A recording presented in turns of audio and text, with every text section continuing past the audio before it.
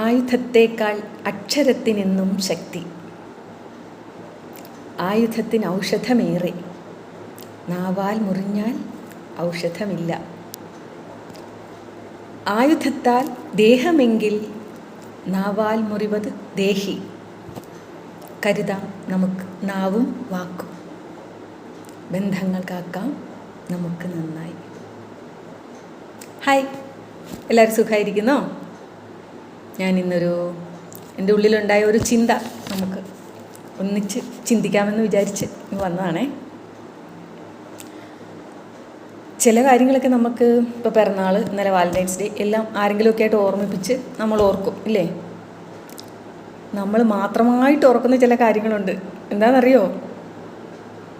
ഒരുപാട് ചിന്തിക്കണ്ട. നമുക്ക് ജോലി കിട്ടിയ ദിവസം നമ്മളല്ലേ ഓർക്കുള്ളൂ. വേറെ ആരെങ്കിലും അങ്ങനെ ഓർക്കുമോ? ഇല്ലല്ലോ. എനിക്ക് ജോലി കിട്ടിയിട്ട് ഇന്ന് 26 വർഷം തികഞ്ഞ ദിവസമാണ്.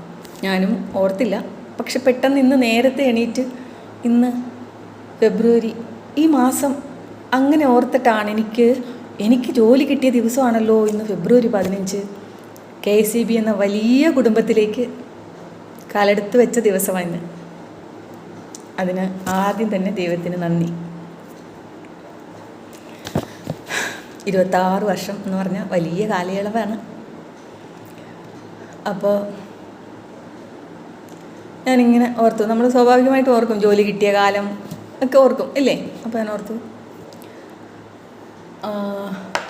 ഞാൻ ജോലിയോട് എങ്ങനെയായിരുന്നു, ജോലി കിട്ടി ഇത്ര നാളും ഇത്ര വർഷമായല്ലോ, എങ്ങനെയായിരുന്നു, എത്ര മാർക്ക് കൊടുക്കാം? സ്വന്തമായിട്ട് കൊടുത്ത മാർക്കായതുകൊണ്ട് ഞാൻ 100-ൽ 100 അങ്ങ് കൊടുത്തു കേട്ടോ. വേറെ ആരെങ്കിലും ആണ് തരുമല്ലോ, നമുക്ക് കൊടുക്കുമ്പോൾ സ്വന്തമായിട്ട് കൊടുക്കാം അല്ലേ? പിന്നെ ഞാൻ ഓർത്ത കാര്യം അതാണിപ്പോൾ നമ്മൾ ചർച്ച ചെയ്യാൻ പോകുന്ന കാര്യം. ഞാൻ എത്ര പേരോട് വഴക്കിട്ടിട്ടുണ്ട്, മോശം വാക്ക് പറഞ്ഞിട്ടുണ്ട്. 26 വർഷം എന്ന് പറയുമ്പോൾ ഇത്ര പേരുടെ ഒപ്പം നമ്മൾ ഒന്നിച്ച് ജോലി ചെയ്യാൻ ഭാഗ്യം ഉണ്ടായിട്ടുണ്ടാവും അല്ലേ? ഒത്തിരി പേരുണ്ടാവും. അപ്പോൾ നമ്മൾക്ക് എല്ലാവരെയൊക്കെ ഒന്നും ഓർത്തെടുക്കാൻ പറ്റത്തില്ലെങ്കിലും അപ്പോൾ ഞാനിങ്ങനെ ആലോചിച്ചു, ആരോടെങ്കിലും ഞാൻ വഴക്കിട്ടിട്ടുണ്ടോ?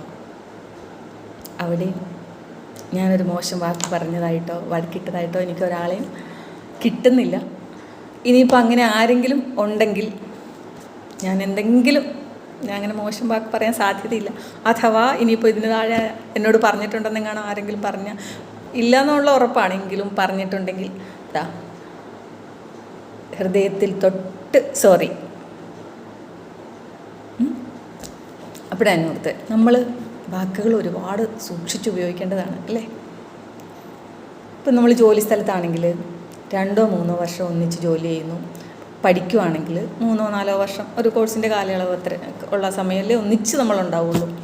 ആ സമയം വഴക്കിട്ടും മോശം വാക്കുകൾ പറഞ്ഞു ഒക്കെ ഒത്തിരി പേര് പിന്നെ നമ്മളങ്ങ് കാണാതെ പോവല്ലേ. ഫോണൊക്കെ ഉണ്ട് ശരി, എന്നാൽ നമ്മൾ അവനവൻ്റെ ജീവിതത്തിലേക്കിട്ടൊക്കെ ആകുമ്പോൾ അങ്ങനെ എപ്പോഴും ഒന്നും ഉണ്ടാകുന്നതല്ല. അപ്പം നമ്മൾ ഉള്ള സമയം അല്ലേ മോശം പറയാതെ സ്നേഹമായിട്ട് സന്തോഷിച്ചും ഒക്കെ ഇരിക്കണം. ചിലർ മോശം വാക്കുകളൊക്കെ പറയുന്നത്, വാക്കുകൾ എന്ന് പറഞ്ഞാൽ മോശമാകുന്നത് എങ്ങനെ, ചേരാത്ത സ്ഥലത്ത് ചേർത്ത് പറയുമ്പോഴല്ലേ അത് മോശമാകുന്നത്. വാക്കുകളെല്ലാം ഭംഗിയുള്ളതും അക്ഷരങ്ങളെല്ലാം എന്താ പറയണേ, ദൈവികമാണ് അക്ഷരം അല്ലേ? അത് ചേരാത്ത സ്ഥലത്ത് ചേർത്ത് പറയുമ്പോഴാണ് നമ്മൾ ചീത്ത പറയുന്നു, തെറി പറയുന്നു എന്നൊക്കെ പറയുന്നത് അല്ലേ? അപ്പം ചിലരൊക്കെ എൻ്റെ 2-3 സുഹൃത്തുക്കൾ അങ്ങനെ സംസാരത്തിൽ പറഞ്ഞു വരും. അപ്പോൾ അവരോട് ഞാൻ ചോദിക്കും, നമ്മൾ എന്തിനാണ് അങ്ങനെ പറയുന്നത്, മോശം വാക്കുകൾ പറയുന്നത് ചോദിക്കുമ്പോൾ ഞാൻ അടുപ്പമുള്ളവരോട് മാത്രമേ പറയാറുള്ളൂ. അതായത് നമ്മൾ പുറത്ത് ഇങ്ങനെ ഇപ്പോൾ ശ്രദ്ധിച്ചാണ് അവിടെ പറയുന്നത്. ആ ശ്രദ്ധ നമ്മൾ അടുപ്പമുള്ളവരുടെ അടുത്തും കാണിച്ചാൽ ആ മോശം വാക്കുകൾ നമുക്ക് പറയാൻ പറ്റത്തില്ല അല്ലേ? പറയില്ല. അടുപ്പമുള്ളവരോട് നമുക്ക് ചീത്ത പറയാനുള്ളവരല്ലല്ലോ അല്ലേ? അവരോട് കൂടുതൽ സ്നേഹം കാണിക്കണ്ടേ? നമ്മൾ എല്ലാവരോടും സ്നേഹം കാണിക്കണ്ടേ? അപ്പോൾ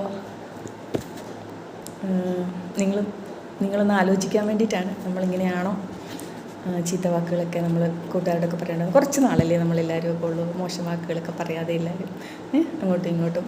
അക്ഷരം അഗ്നിയാണ് അല്ലേ? അഗ്നി എന്ന് പറഞ്ഞാൽ എന്താ? ചെറിയ തിരിയായിട്ട് തെളിച്ച് വെക്കാം അല്ലേ?